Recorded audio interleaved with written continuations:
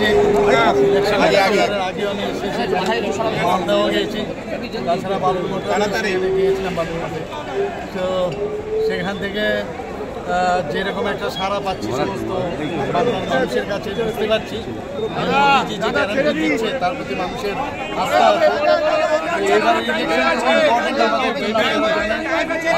লোকসভা নির্বাচন, এই নির্বাচন শুধু 5 বছরের জন্য নয়, মানে আগামী আমরা প্রধানমন্ত্রীজি বারবার বলছেন যে 1000 বছরে আমাদের কোন দিকে আমাদের ভারত যাবে তার নির্দেশ এবং নির্দেশিকা সেইগুলো তৈরি হবে।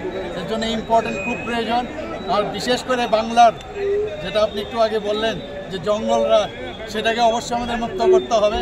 এবং আমি নিশ্চিত যে এখানে যে 42টা যে আমাদের আসন সংখ্যা আছে তার মধ্যে আমরা 30 থেকে 32টা আমরা আসন পাবো।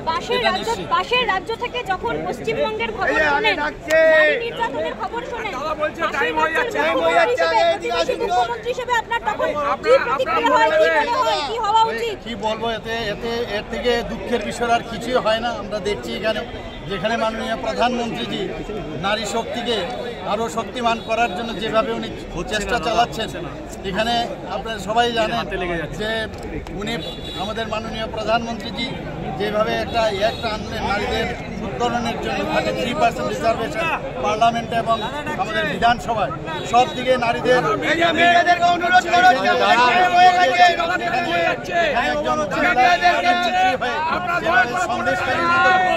এবং বিভিন্ন সময়ে আমাদের সরস্বতীদের উপর আক্রমণ, এগুলো সত্যি অত্যন্ত দুঃখের বিষয়, পরিতাপের বিষয়।